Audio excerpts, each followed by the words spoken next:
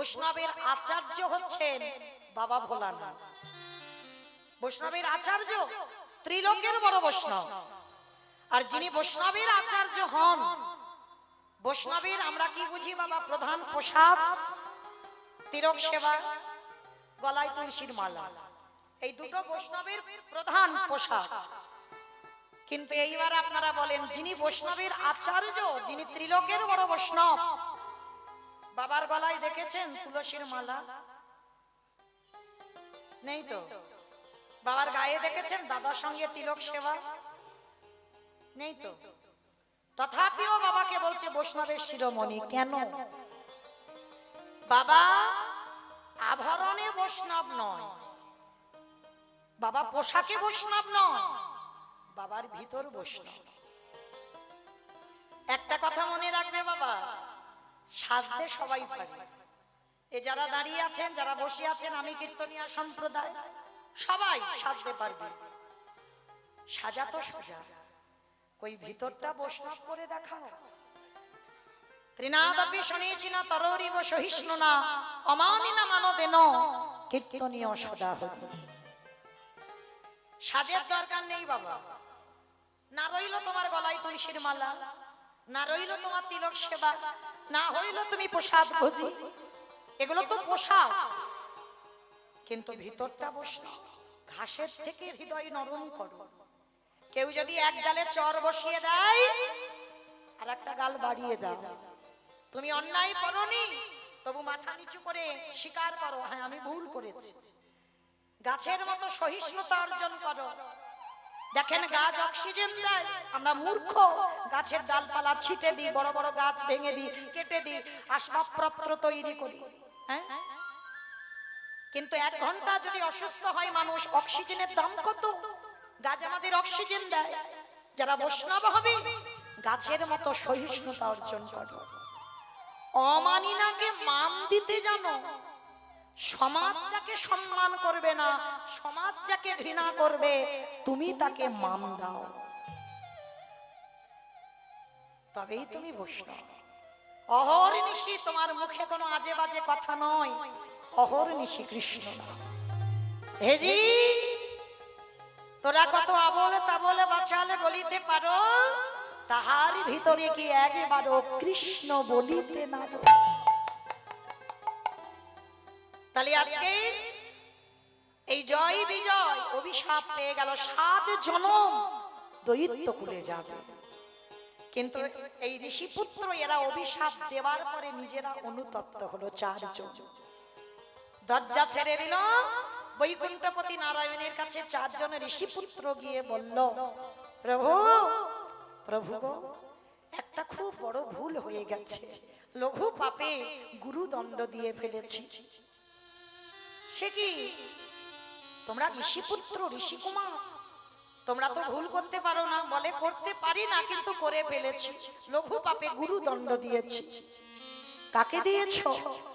ওই যে তোমার দরজায় 2 জন জয় বিজয় দাঁড়িয়েছিল, ওদেরকে অভিশাপ দিয়েছি। তোমরা কি অভিশাপ দিয়েছো? ওরা আমার সঙ্গে দৈত্যের মতো আচরণ করেছে বলে অভিশাপ দিয়েছি, 7 জনম ওরা দৈত্য কুলে জন্মাবে।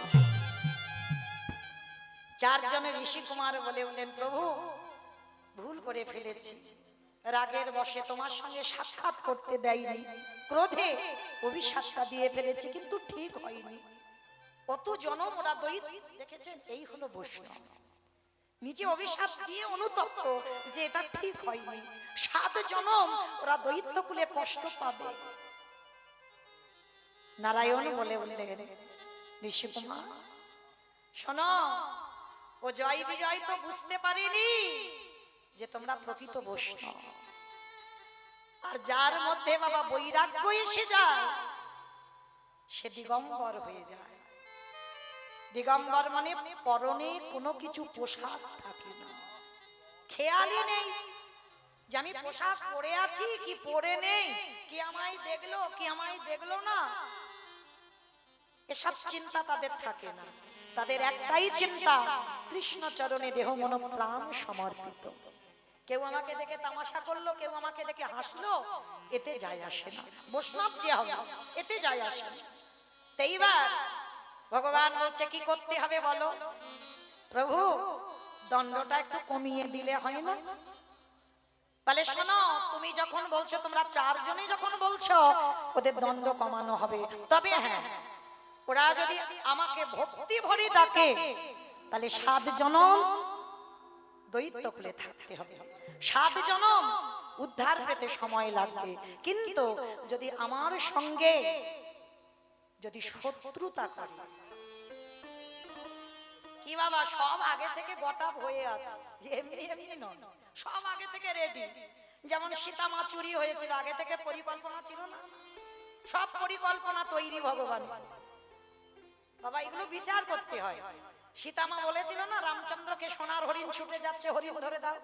আচ্ছা বাবা আপনারাই বিচার করেন, একটা ছোট বাচ্চাকে যদি বলা যায় সোনার হরিণ ছোটে রে বাবা, সোনার হরিণ ছোটে? ছোটে না তো, একটা বাচ্চা বলে দেবে। আর রামচন্দ্র যিনি বিশ্বের স্রষ্টা মালিক ভগবান, যিনি মর্যাদা পুরুষোত্তম রাম, তিনি জানে না ওটা মরিচি রাক্ষস? তাহলে সীতা মা বলল, আর রামচন্দ্র পাগলের মতো হরিণ ধরতে ছুটলো। সবটা আগে থেকে পরিকল্পনা তৈরি করে রাম এসেছে। হরি বল। যা যা কিছু বিশ্ব ব্রহ্মাণ্ডে হয় সবই তার চিত্রপটেই লেখা। আমাদের ইচ্ছাতে হয় না বাবা, কোনদিন মানুষের ইচ্ছাতে কিছু হয় না। ভগবান গীতা শ্লোকে বলেছে না, যদা যদা হি ধর্মস্ব यदा यदा हि धर्मस्य গ্লানির্ভবতি ভারত ग्लानिर्भवति भारत অভ্যুত্থানং অধর্মস্ব তদাত্মনাম সৃজনমঃ परित्राणाय साधनं दीनानाशाय च दुष्कृतं धर्मसंस्थापनार्थाय सम्भवामि योगे युगे। সাধুদের পরিত্রাণের লাগি, দুষ্কৃতীদের বিনাশের লাগি, ধর্ম রাজ্য প্রতিষ্ঠার লাগি ভগবান যুগে যুগে কোন না কোন রূপে অবতীর্ণ হয়েছে। মনে রেখো বাবা, ভগবান ওই রূপে তোমার সামনে এসে দাঁড়াবে না, ওই যে মুরলীধারী কৃষ্ণ হয়ে দাঁড়াবে না, তীর ধনুধারী রাম হয়ে দাঁড়াবে না।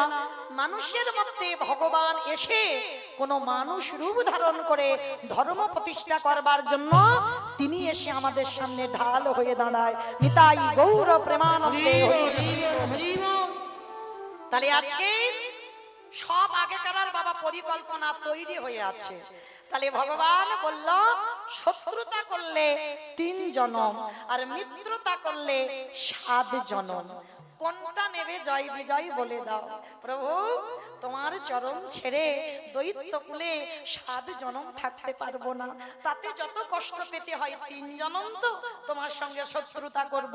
কথা দিলাম আমরা 3 জনম তোমার সঙ্গে শত্রুতা পালন করব। সেই জয় বিজয় পরের জন্মে হলো হিরণ্যাক্ষ, হিরণ্যকশিপু, তারপরে রাবণ, কুম্ভকর্ণ, তারপরে হলো কংস, শিশুপাল। তাহলে বাবা 3 জন্ম পরে কলিযুগে জগাই মাদাই হয়ে গৌর হরির কৃপায় তারা উদ্ধার পেয়ে গেল। নিতাই গৌর প্রেমানন্দে। তাহলে বাবা ভগবান গটাপ করে এসেছে। এইবার দেখেন সেই হিরণ্যকশিপুর আর হিরণ্যাক্ষ, এই হিরণ্যাক্ষ একেবারে বাবা স্বর্গে দাপিয়ে বেড়াচ্ছে। মানে এত হিংস্র, এত অহংকারী। আর যখন স্বর্গে এমন ভাবে দাপিয়ে বেড়াচ্ছে ভগবান থাকতে পারল না। 10 অবতারের মধ্যে একটা অবতার বাবা, এটাও ভাবার আছে। জয় বিজয় যে হিরণ্যাক্ষ হিরণ্যকশিপুর হয়ে এলো, ভগবান 2 ভাইয়ের জন্য 2টো রূপ, 2 ভাইয়ের জন্য 2টো অবতার ধরেছে। দেখেন হিরণ্যাক্ষের জন্য বরাহ, তাই তো বরাহ মানে বোঝো তো, ভগবান একবার শুয়োর হয়েছিল না? কি বাবা অনেকে অপরাধ নিয়ে একটা কথা বলি, অনেকে গালাগালি একটা দেয় না, বলে তুই শুয়োরের বাচ্চা। আমা আমি বলে যাই আজকে থেকে রেগে যাবে না, সত্যিই তো আমরা ভগবানেরই সন্তান। ভগবান যদি একবার শুয়োর হয় আর শুয়োরের ওই যখন দাঁত হয়ে যায় তখন ওকে বলে বারাহ। ভগবান ওই বারাহ রূপ ধারণ করে হিরণ্যাক্ষকে বধ করেছিল। আর ওই হিরণ্যাক্ষকে বধ করবার পর হিরণ্যকশিপু রেগে গেল, মানে এত ক্রোধ যে এত বড় স্পর্ধা ওই বিষ্ণু দেবে ও স্বর্গের ভগবান হতে পারে, ও কিনা আমার ভাই আমার জ্যেষ্ঠ দাদাকে নিজে ওই বরাহ রূপ ধারণ করে হত্যা করলো। বাবা এগুলোর বিশাল বড় কাহিনী। এই বরাহ রূপ যখন ধারণ করলো না, পৃথিবী যখন জলময়, পৃথিবীটাকে ভগবান ওই দাঁতের উপরে ধরেছিল। পৃথিবী মানে নারী, পৃথিবী মানে নারী। ভগবানের পরশে ওই নারীর গর্ভে একটা পুত্র সন্তান এসেছিল যার নাম নরকাসুর। ভগবানের ওই যে 16,108টা বউ না, ভগবানের তো 16,108টা বউ, 8টা পাট রানী, 16,000 একই দিনে বিয়ে করেছিল ভগবান। তবে বাবা নিজের বউ নয়, সব ছেলের বউগুলোকে বিয়ে করতে বাধ্য হয়েছে। ভাবতে পারছি এটাই শাস্ত্র।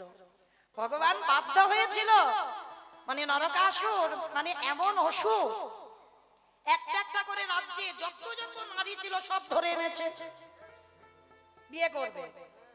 15,999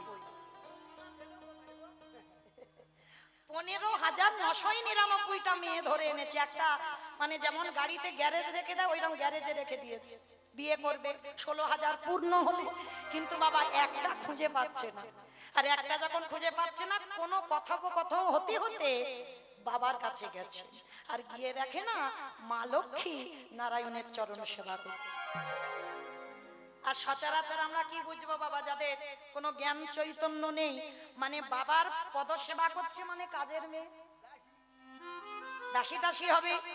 নরকাসুর মনে মনে ভাবলো আমার একটা তো অভাব, 15,999টা হয়েছে আর একটা বাকি আছে, তাহলে যে বাবার দাসী বাবার চরণ সেবা করে তাহলে ওইটা নিলেই তো আমার হয়ে যাবে 16,000। এইবার সবে মাত্র মার হাতটা ধরেছে, আর ভগবান আর কি ক্রোধ সামলাতে পারে, এমন ক্রোধ এসে গেল ভগবান সামনে দাঁড় করিয়ে সুদর্শন চক্রকে আহ্বান করে ওই নরকাসুরকে বধ করে দিল। তখনকার দিনে নিয়ম ছিল বাবা পানি গ্রহণ, মানে কোন নারীকে যদি স্পর্শ করা যায়, তার হাত যদি ধরা যায়, তাকে বিয়ে করতে হবে। এইবার 15,999টা মেয়ে কাঁদছে, হে দয়াময় বলে দাও অন্য কেউ নয় তোমারই সন্তান আমাদের এতগুলো নারীকে এনেছেন বিয়ে করবে বলে, আমাদের উপায় কি হবে? ভগবান মাথা নিচু করে বলে উঠলেন, ছেলে অপরাধ করেছে, এবার কি করা যাবে, করার তো কিচ্ছু নেই, তোমাদের উদ্ধার আমি করব। একই রাত্রিতে ভগবান 16,000 নারীকে বিবাহ করলো। ভগবান নিজেই 16,000 রূপ ধারণ করে প্রত্যেকটা নারীকে সম্মান দিয়েছে। তাহলে বাবা শাস্ত্র কথা বল, ওই যে বললাম বললে শেষ হবে না, তাহলে সবটাই ভগবানের পরিকল্পনা, যার জন্য আছে এতগুলো বউ। তাহলে আজকে সেই যে বরাহ রূপ ধারণ করে হিরণ্যাক্ষকে বধ করবার পর হিরণ্যকশিপুর একেবারে এত ক্ষেপে গেছে, যারা যারা বিষ্ণু ভক্ত তাদেরকেই হত্যা করা হবে।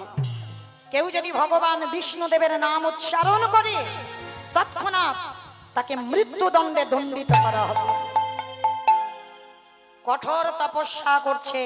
আর তখন হিরণ্যকশিপুরের স্ত্রী ছিল মা কয়াধু, আর কয়াধু তখন ছিল গর্ভবতী। আর এই গোটা পৃথিবীটাকে একাই রাজত্ব করবার জন্য হিরণ্যকশিপুর তপস্যায় বসল। তপস্যা কেমন তপস্যা? গরমের সময় আগুন প্রজ্বলিত করে চারিদিকে আগুন জ্বালিয়ে, ঠান্ডার সময় চারিদিকে বরফ দিয়ে ঊর্ধ্বপদে হেষ্টে মুন্ডে কঠিন তপস্যা করছে। আর ওই তপস্যায় ওই যে বললাম বাবা ভগবানের কেউ আপন নয় আর কেউ পর নয়, যে ডাকবে বেটা ওর তার হয়ে যাবে, এ ক্ষতি করবে। তবু এমন তপস্যা, ভগবানের আসল টলে যাচ্ছে। ব্রহ্মাকে পাঠাচ্ছে, ব্রহ্মা তুমি যাও, ভক্ত তপস্যা করছে, ওকে বর দিয়ে এসো। ব্রহ্মা গিয়ে দাঁড়ালো, হিরণ্যকশিপু বলো তুমি কি চাও? একটাই কথা, আমার দাদার মৃত্যুর প্রতিশোধ নিতে চাই। হিরণ্যকশিপু তপস্যা করেছিল দাদার মৃত্যুর প্রতিশোধ। বেশ, বলো কি চাও? অমরত্ব, আমি অমরত্ব চাই, আমি অমর হতে চাই। ব্রহ্মা বলছে দেখো বাবা, আমি নিজে অমর নয়, আর আমি তোমাকে অমরত্ব কি দিতে পারি কি? তবে শোনো, আমি অমরত্বের মতো একটা বর দেব। ওই যে বললাম ভগবান রেডি করে রেখে পাঠিয়েছে, অমরত্বের মতো বর দেব। বলো কিরকম বর? শোনো, নারীতে নয়, পুরুষে নয়, পশুতে তোমায় মারতে পারবে না। মূর্খ হিরণ্যকশিপু বললেন তাহলে তো আমি অমর। জলে নয়, স্থলে নয়, অন্তরিক্ষে তোমায় মারতে পারবে না, তাহলে তো আমি অমর। তোমাকে ঘরে মারবে না, বাইরে মারবে না, তাহলে আমি অমর। তোমাকে দিনে মারবে না, রাতে মারবে না, তাহলে আমি অমর। তাহলে আমাকে মাসে মারবে না, বারেও মারবে না। মূর্খ হিরণ্যকশিপুর বুঝতে পারলো না ভগবানের লীলা, ভগবানের ছলনা। মনে মনে ভাবলো তাহলেই আমি অমর। ব্রহ্মাকে বললেন হ্যাঁ, আমার ওই বর দিলেই হবে। আর এদিকে কঠিন তপস্যা করছে, আর ওদিকে বাবা দেবরাজ ইন্দ্র মনে মনে চিন্তা করলেন এইভাবে কঠিন তপস্যা করে যদি ওই হিরণ্যকশিপুর আমার স্বর্গ দখল করে নেয়, তাহলে বাবা আমার ইন্দ্রাণীকেও তো দখল করে নেবে। তাহলে কি করব? বলে না না না, ও দখল করতে দিলে হবে না, ও তপস্যা ভঙ্গ করতে হবে। তাহলে কি করে তপস্যা ভঙ্গ করব? ওরে প্রিয় মানুষকে ধরে আনতে হবে। আর হিরণ্যকশিপুরের প্রিয় মানুষ হচ্ছে তার পরিবার, তার স্ত্রী মা কয়াধু। বলে কয়াধুকে ধরে আনতে হবে। কি বাবা, যদি প্রিয় মানুষকে ধরে রাখা যায় তাহলে কি আর চিন্তা থাকে? ভালো করে বোঝো। আমার সিনেমা টিনেমা দেখো, সিনেমায় শুধু নায়ক নায়িকা থাকলে জমজমাট হয়, একটা ভিলেন লাগে। ওই ভিলেন হচ্ছে খলনায়ক। কিছুতে যখন বাবা নায়ককে জব্দ করা যায় না, তখন ওই খলনায়কটা কি করে বলো তো? নায়িকাকে তুলে নেয়। আর নায়িকাকে তুলে নিলে আর নায়কের কাছে যেতে লাগবে বাবা, একেবারে শূন্যে 10 তলা বিল্ডিং থেকে ঝাঁপিয়ে নায়ক যাবে না নায়িকার কাছে। ঠিক তদ্রুপ ভগবানকে ডাকতে হবে না। ভগবানকে ডাকবার আগে দেখবেন বাবা, যদি গরু বাছুর নিয়ে মাঠে যাও, তা এত ঘাস ফল ফল করছে না, গাভীটা কিছুতেই আর ঘাস খেয়ে উঠতে পারছে না। সন্ধে হয়ে যাচ্ছে, গরু আর ঘরে ফেরে না। সে মালিক শুধু দড়ি ধরে টানাটানি করে, সে গরু আর আসে না। লীলার পাশে বলছে বাবু, আরে ওরে মূর্খ, ওই গরুর দড়ি টানতে হবে না, ওর ওই বাছুরে যে চারিদিকে ছুটোছুটি করছে, ওর ওই বাছুরটাকে একেবারে কোলে করে তুলে নে। আরে বাছুরটাকে যদি একেবারে কোলে করে নিয়ে তুমি আগে আগে যেতে পারো, আর কি তোমার ওই গরুর দড়িটা ধরে টানতে লাগবে? যখন বাছুরটা তুমি কোলে নেবে, ওই গাভী আপনা হতে তোমার পিছু ধরবে।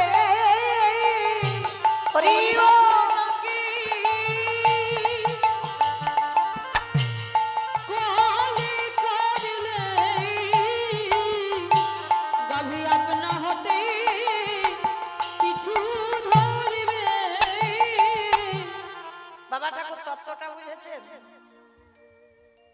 ভগবানকে ধরতে গেলে ভগবানের কাছে ডাইরেক্ট যাওয়া যায় না বাবা, আগে ভক্ত চরণ যুগলে ধরো।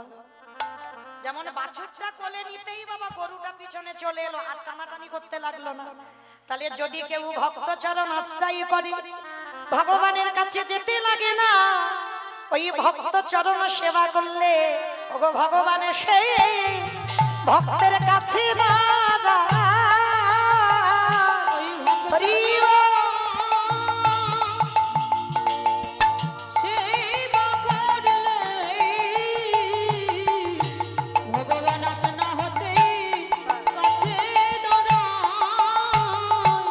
আস্তে তাহলে মায়েরা আজকে সেই হিরণ্যকশিপু আজকে যখন তপস্যা করছে যে দেবরাজ ইন্দ্র মা কয়াধুকে রাতের অন্ধকারে হরণ করে নিয়ে যাচ্ছে। রাতের অন্ধকারে যদি মা একটা নারী হরণ করে নিয়ে যাওয়া যায়, সমাজ কি ভালো চোখে দেখবে? হরি বল। যখন নিয়ে যাচ্ছি হঠাৎ ওই দেবর্ষি নারদ, আর দেবর্ষি নারদের সঙ্গে সাক্ষাৎ হয়ে গেল দেবরাজ ইন্দ্র। যেই না দেখেছে রথের উপরে মা কয়াধু, দেবরাজ ইন্দ্র বাবা সর্বঘাটের কাঁঠালি কলা নারদ সব জায়গাতে বর্তমান। হ্যাঁ, আর এসে দাঁড়িয়ে বলছে, শোনো দেবরাজ, ছি ছি ছি ছি ছি ছি, এটা কি করছেন? আপনি স্বর্গের দেবতা, স্বর্গের রাজা, আর আপনি কিনা রাতের অন্ধকারে নারী চুরি করছেন।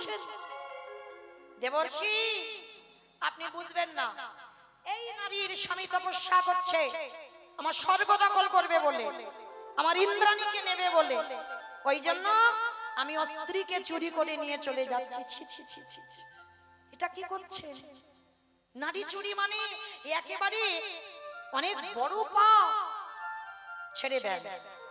দেবর্ষি নারদ বলছে, দেবরাজ আপনি জানেন এই নারীর গর্ভে এমনই একটা পুত্র সন্তান আছে, এই ছেলের জন্য আপনারই স্বর্গ আপনারই থেকে যাবে।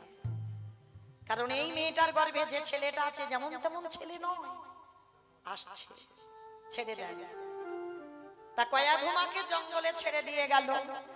আর মায়েরা যদি রাতের অন্ধকারে কোনো নারীকে নিয়ে রাতের অন্ধকারে জঙ্গলে ছেড়ে দিয়ে চলে যায়, সমাজ কি তাকে বলবে সতী নারী? কখনো বলবে না। সবাই বলে দেবে অধিচারিণী, কলঙ্কিনী, অসতী। মা কয়াধু দেবর্ষি নারদের চরণ ধরে কাঁদছে, দেবর্ষি আমি থাকবো কোথায়? এখন আমার স্বামী নেই, আমি তো যেতে পারবো না আমার রাজত্বে, আমাকে সবাই ভালো চোখে দেখবে না। নারদ বলল, মা একটা কাজ করে, এই জঙ্গলে একটা আশ্রম আছে, এই আশ্রমে যতদিন না আপনার স্বামী আসে তপস্যা করে ঘরে ফেরে, ততদিন আপনি এখানে থাকবেন। ও মায়েরা, প্রহ্লাদ এমনি এমনি 5 বছরে কৃপা পায়নি, তার মাটিটা দেখো কি করেছে। ওই জঙ্গলে সাধুদের আশ্রমে রইল, সারাদিন সাধুদের সঙ্গ করে, গীতা পাঠ, ভাগবত পাঠ, আর ওই তুলসী পত্র চয়ন, পুষ্প চয়ন, আর বসে বসে রাধা কৃষ্ণ সেবিব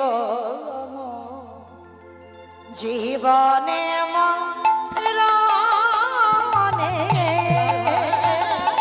কৃষ্ণ সেবিব জীবনে মরণে, যে স্থানে লীলা করে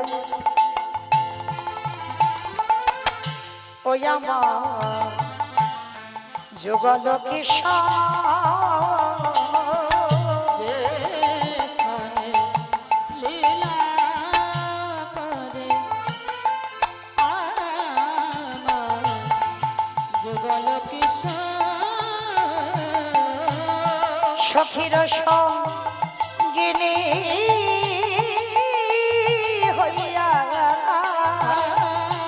সখীর সঙ্গিনী হইয়া তাহের কৃষ্ণ সেবিব জীবনে মরণে, রাধা কৃষ্ণ সেবিব জীবনে মরণে, বৃন্দাবনে নিত্য নিত্য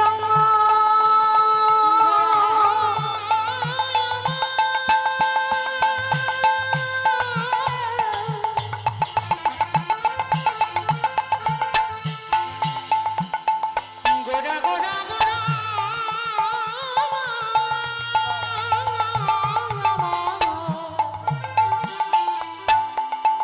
গোড়া গোড়া গোড়া গোড়া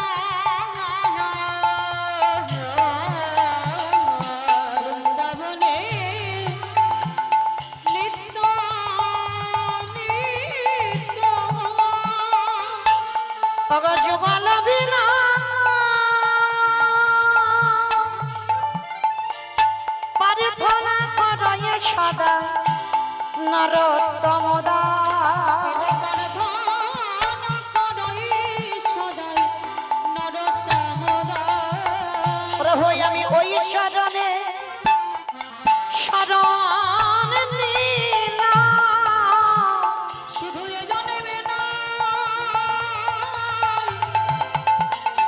প্রতি জন্মে জন্মে আমি ওই চরণে শরণ নিলাম। মা কয়াধু আশ্রমে কাঁদে, প্রতিদিন কাঁদে। একদিন দেবর্ষি নারদ প্রশ্ন করলো, মা তুমি কি খুব কষ্টে আছো? এই জঙ্গলে খাওয়া দাওয়া এতটাই কষ্ট হচ্ছে, তুমি প্রতিদিন কাঁদো কেন? কয়াধু মা তো খুব ভক্তিমতী নারী, খুব বুদ্ধিমতীও। নারদের কাছে করজোড় করে প্রণাম করে প্রশ্ন করলেন, দেবর্ষি তুমি তো নারদ, তুমি তো ভগবানের কাছে থাকো, তাকে বিনাতে হরিনাম শোনাও। নারদ তুমি কি সত্যি জানো না আমার কাঁদার কারণটা কি? কি বাবা মায়েরা আপনারা অনুভব করতে পারছেন কয়াধু মা কাঁদছে কেন? স্বামী তপস্যা করতে গেছে বলে না? তাহলে কি আশ্রমে আছে নিজের ঘরে যেতে পারছে না তার জন্য না? তাহলে কাঁদছে কেন? কয়াধু মায়ের শুধু একটাই চিন্তা, আমার এই সন্তানটার যদি আশ্রমে জন্ম হয় তাহলে সবাই সাধু সমাজে চুনকালি দিয়ে দেবে। কি বাবা, যদি সাধুদের আশ্রমে জন্ম হয় একটা নারী জাতির সন্তান, তাহলে সাধুদের কি ভালো বলবে? তাহলে কি বলবে? যারা সাধু নামে ভণ্ড, এই নারীটাকে এখানে রেখে ওদের ঔরসজাত সন্তান এই কয়াধুর গর্ভে। কয়াধুর সব সময় কাঁদত যে আমি এমন একটা নারী, এই সন্তানটার যদি জন্ম হয় এখানে তাহলে এই সাধুদের মুখে চুনকালি লেপন হয়ে যাবে। কাঁদছে। দেবর্ষি নারদ বুঝতে পেরেছে, কয়াধু মা তুমি যে জন্য কাঁদছো তুমি চিন্তা করো না, এ সন্তানের জন্মই আশ্রমে হবে না। আমি বলছি, আমি নারদ, আমার কথা হয় নারদ, আমি কথা দিলাম এই সন্তানের পিতা যতদিন না ফিরে আসে, আর ঠিক ফিরে আসার আগে আমি তোমাকে ঘরে পৌঁছে দেব, কারণ তুমি যাতে দ্বিচারিণী কলঙ্কিত না হও। কারণ হিরণ্যকশিপু তো জেনে গেছে বাবা কয়াধু গর্ভবতী মা, কিন্তু নারদের আশীর্বাদে কতদিন ওই প্রহ্লাদ গর্ভে ছিল জানো? 5000 বৎসর। 5000 বছর, 10 মাস 10 দিন গর্ভে সন্তান রাখতে পারি না। কয়াধু মা 5000 বছর রেখেছিল প্রহ্লাদকে গর্ভে, কারণ তপস্যা করেছিল হিরণ্যকশিপুর কঠিন ভাবে এত বৎসর। আর যখন ফিরে এলো তারপরে কয়াধু মাকে নারদ মুনি দিয়ে এলো, কারণ এটা নারদের আশীর্বাদ। হিরণ্যকশিপুর বাড়ি আসবে মা কয়াধু, তারপরে সন্তান জন্ম দেবে। তাহলে হিরণ্যকশিপুর ফিরে এলেন শুভ দিন, শুভক্ষণ, শুভ লগ্নে আজকে ভক্ত প্রবার প্রহ্লাদের জন্ম হবে। আজকে সবাই আমায়রা কই একটু উলুধ্বনি দাও। আজ শুভ দিনে জন্ম নিলে ভক্ত প্রহ্লাদ, আজ শুভ দিনে জন্ম নিলেন ভক্ত প্রহ্লাদ। আজ শুভ দিনে জন্ম নিলে ভক্ত প্রহ্লাদ। আজ শুভ দিনে জন্ম নিলেন ভক্ত প্রহ্লাদ। অগৈ উলুধ্বনি হরিধ্বনি করিলা ভোগা, ধ্বনি হরি ধ্বনি করিলা ভোগা। উলুধ্বনি হরিধ্বনি করিলা ভোগা। ধ্বনি হরি ধ্বনি করিলা ভোগা। ঢাক বাজে ঢোলক বাজে মাদলে ঢাক বাজে ঢোলক বাজে মাদলে দিব। ওগো ঢাক বাজে ঢোলক বাজে মাদলে ঢাক বাজে ঢোলক বাজে মাদলে দিব। পাড়া প্রতিবেশী উলুধ্বনি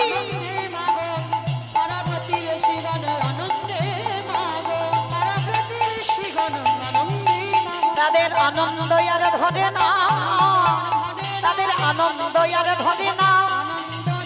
ও ভক্তির জন্ম হলো, ও ভক্তির জন্ম হলো। হ্যালো হ্যালো শুভ দিন শুভক্ষণ শুভ লগ্নে মা কয়া ধরে কোলে আলো করে আমার ভক্ত প্রহ্লাদের জন্ম হলো। কি গো ভক্ত চিনবে কি করে? ভক্ত চিনতে গেলে এই আভরণ দেখে চেনা যায় না, ভক্তের নয়ন দেখে ও গো চেনা যায় গো। ভক্ত নয়ন জলে বাবা বাবা ভক্ত নয়ন জলে কেঁদে বক্ষ ভাষায়। ভক্তের নয়ন দেখে চেনা যায় গো। প্রহ্লাদের যখন জন্ম হলো হিরণ্যকশিপুর প্রহ্লাদকে বুকে জড়াইয়ে ধরল। হে দয়াময়, কি বাবা এরা দেবতাদের সঙ্গে, এরা দেবতা, দেবত্ব ভাব একটু থাকবে না? ওই যে বললাম এরা অপরাধের জন্য লঘু পাপী গুরুদণ্ড, কিন্তু পূর্ব সংস্কার এদের হৃদয়ে আছে, প্রকাশ নয়। প্রহ্লাদকে জড়াইয়ে ধরে বললেন, প্রহ্লাদের জ্যেষ্ঠ পুত্র প্রহ্লাদ, হিরণ্যকশিপুরে 4 পুত্র, বড় ছেলে হচ্ছে প্রহ্লাদ, এরপরে আরো 3টে সন্তান হয়েছিল। তাই এবার প্রহ্লাদকে বুকে নিয়ে হিরণ্যকশিপুর কাঁদে, হে দয়াময়, এই সন্তানের জন্য যেন আমি দৈত্য কুল থেকে উদ্ধার পেতে পারি। মনে রাখবেন বাবা, প্রত্যেকে পুত্র সন্তান জন্ম দিতে হয় কেন? পুত নামে একটা নরক আছে, এই পুত নামে নরক থেকে উদ্ধার পেতে গেলে পুত্রকে পিণ্ড দান করতে হয়, আর পুত্র পিণ্ড দান না করলে তুমি পুত নামে নরক থেকে তুমি উদ্ধার পাবে না। তাহলে প্রহ্লাদকে বুকে নিয়ে, বড় ছেলে তো, জ্যেষ্ঠ ছেলে, এর আগে তো সন্তান নেই, সবে প্রহ্লাদ, ধরে বলছে প্রহ্লাদ ছোট্ট ছেলে তো, হিরণ্যকশিপু কাঁদে আর বলে, দয়াময়, এই ছেলেটাকে তুমি এমন করে তৈরি করে দাও, এই ছেলেটাকে তুমি এমন করে তৈরি করে দাও, এই সন্তান যেন জগতের কল্যাণ করে। এই সন্তানের জন্য শুধু আমি উদ্ধার নয়, এই সন্তানের পদ অবলম্বন করে বহু ভক্ত যেন উদ্ধার পেয়ে যায়। প্রহ্লাদ দিনে দিনে বড় হয়, আর ছোটবেলায় মা ছেলে যখন বড় হয়, বাবা মা কি করে, মেলাতে যদি যায়, কোনো দোকানে যদি যায়, ছেলে মেয়ের জন্য তো খেলনা কিনে আনে। মা কয়া ধো বলছে, খোকা একটা পুতুল কিনে দি। বলে মা, প্রহ্লাদ তখন আধো আধো কথা বলে, মা পুতুল কিনে দেবে, তুমি আমার নারায়ণ এনে, নারায়ণ এনে দাও না মাতা, আমার অন্য পুতুল নানা চাহি নামা, আমায় নারায়ণ এনে দাও না মাতা। মা কয়া ধো প্রহ্লাদের বদনে হাত চাপা দিচ্ছু, বলিস না বাবা, বলিস না, ওই নারায়ণ নাম উচ্চারণ করিস না, তোর বাবার আদেশ আছে, যারা যারা নারায়ণের নাম করবে, যারা যারা ভগবানের আরাধনা করবে, তাদের মৃত্যুদণ্ড দেওয়া হবে। চুপ, তুই আমার বংশের জ্যেষ্ঠ পুত্র, আমার বংশের প্রদীপ, ওই নারায়ণ কোনোদিন উচ্চারণ করিস না। মা গো, যত তুমি আমায় বলো না কেন, আমি এই জন্মে নারায়ণ নাম ভুলতে পারবো না, তাতে যদি আমার মরণ হয় হোক, মা গো, আমি শয়নে স্বপনে নিদ্রায় জাগরণে আমি নারায়ণে ছাড়া চোখে আর কিছু দেখি না। প্রহ্লাদ এমন করিস না বাবা, ওই নামটা ঠিক আছে তুই ভালোবাস, তুই অন্তরের ভিতরে রেখে দে, প্রকাশ করিস না। প্রকাশ করলে না জানি এখানে কি হয়ে যাবে, প্রকাশ করিস না। মা ঠিক আছে তুমি ভয় পেও না, আমি বাবার সামনে কোনোদিন নারায়ণের নাম করব না। কিন্তু খোকারে তুই যদি অন্য কোনো জায়গায় বলি, যদি তোর বাবার কানে চলে যায়, ও মা তোমার এত ভয় কিসে? যে জন নারায়ণের চরণ আশ্রয় করে, যিনি আমার বিশ্বের স্রষ্টা মালিক ভগবান, তার চরণে আশ্রয় করে আমি বসে আছি। এই পৃথিবীতে এমন কোন বস্তু তৈরি হয় না যে আমাকে বিনাশ করতে পারে। অতটুকু ছেলে প্রহ্লাদ ছোটবেলা থেকেই বাবা একেবারে নারায়ণের চরণে দেহ মন প্রাণ সমর্পিত। প্রহ্লাদ দিনে দিনে বড় হচ্ছে, হিরণ্যকশিপুর খুব খুব আদরে, প্রহ্লাদ খুব আদরে ছোট থেকে। তো হিরণ্যকশিপুর প্রহ্লাদকে ডেকে বলছে, খোকা খোকা এসো, তুমি তো বড় হচ্ছ, তোমাকে এবার পাঠশালায় দিতে হবে। হিরণ্যকশিপুর যেই না বলেছে প্রহ্লাদকে পাঠশালায় দেবে, আর দৈত্যদের গুরুদেব হচ্ছে শুক্রাচার্য, আর শুক্রাচার্যের ছেলে ছিল ষান্ড মার্কমণি। এর দুই পুত্র একসঙ্গে নাম হয়েছে ষান্ড মার্কমণি। তা আজকের এই দুই সন্তান, আর প্রহ্লাদের গুরুদেব ছিল শুক্রাচার্যের সন্তান। তাই এবার হিরণ্যকশিপুর শুক্রাচার্যকে ডেকে বলছে, গুরুদেব গুরুদেব। হিরণ্যকশিপুরের কাছে এসেছে, বলো হিরণ্য কি কি জানতে চাইছো? আমার প্রহ্লাদকে আপনার চরণে অর্পণ করব। বলছে শোনো, প্রহ্লাদকে আমার চরণে নয়, আমার ছেলে, তারা ধর্ম অর্থ কাম। বাবা দুদিকে ধর্মশাস্ত্র মানে দৈত্যদের তিনটে শাস্ত্র পাঠ করানো হতো, ধর্ম অর্থ কাম, এটা দৈত্যদের শিক্ষা। আর দেবতাদের শিক্ষা হচ্ছে চারটে, ধর্ম অর্থ কাম ও মোক্ষ। এই মোক্ষটা দৈত্যদের শিক্ষার মধ্যে ছিল না। ধর্ম শেখানো হতো, অর্থ শেখানো হতো, কাম শেখানো হতো, সন্তান উৎপাদন কি করে করতে হবে এগুলো আলোচনা করা হতো, কি করে অর্থ রোজগার করতে হবে এগুলো শেখানো হতো, কি করে ধর্ম আচরণ করতে হবে এগুলো শেখানো হতো। কিন্তু মোক্ষ এইটা দৈত্যদের ছিল না, এটা দেবতাদের। দেবতাদের কি করলে মোক্ষ প্রাপ্তি হবে, আর সেটা প্রহ্লাদ জন্ম আগে থেকে নিয়ে এসেছে। দৈত্যদের কাছে থাকলে কি হবে, কিন্তু শুধু ধর্ম অর্থ কাম নয়, এর মধ্যে প্রহ্লাদ নিজে নিজে মোক্ষ প্রাপ্তিটাও করেছে। হিরণ্যকশিপুর যত্ন করে প্রহ্লাদকে ওই ষান্ড মার্কমণির হাতে সঁপে দিলেন। গুরুদেব আপনার হাতে তুলে দিলাম, আমার প্রহ্লাদকে মানুষের মতো মানুষ করে। এইবার প্রহ্লাদ গুরু আশ্রমে গেছে। এখনকার আর পড়াশোনা বাবা, তখনকার আর পড়াশোনা আকাশ আর পাতাল। তখন তো শাস্ত্র পাঠ, ধর্ম শাস্ত্র নিয়ে পড়াশোনা। তা ছোট্ট প্রহ্লাদ পাঠশালায় গিয়ে অনেক বন্ধু হয়েছে, আর বন্ধুদের নিয়ে প্রহ্লাদের একটাই খেলা। সবাইকে ডেকে বলছে, ভাই আয় আমরা একসঙ্গে একটা খেলা খেলবো।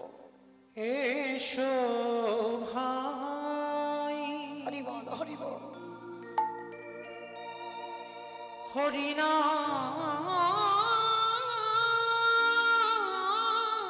গায়। প্রহ্লাদ দৈত্য করে জন্ম নিয়ে মোক্ষ প্রাপ্তি করছে। কৃষ্ণ নাম হরিনাম মধুরে নাম। এসো ভাই, এই খেলায় হার জিত হয় না, সবাই যায়, সবাই যেতে যায়।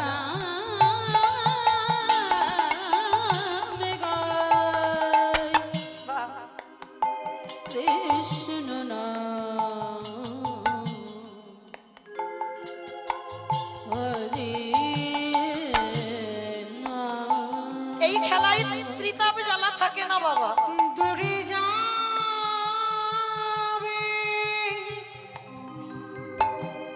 ত্রিতা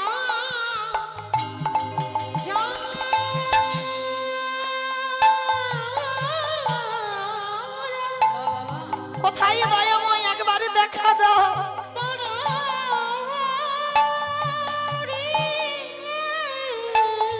প্রহ্লাদ, ওই গান গাস না, ওই গান গাস না, ওই গান আমাদের নিষিদ্ধ। দূরে যাবি দূরে যাবি ত্রিতাপ জ্বালা হরি বল। তুমি রাজা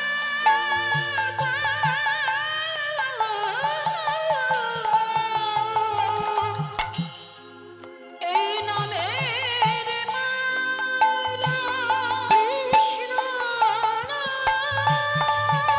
হরি বল।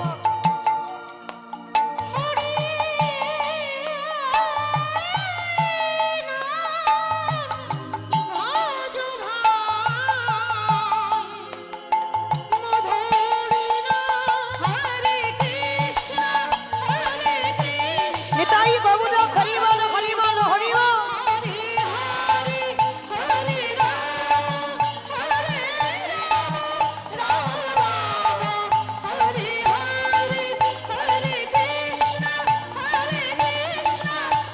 সুখর, সুখর। প্রহ্লাদ, ওই নাম গাস না, ওই নাম গাস না।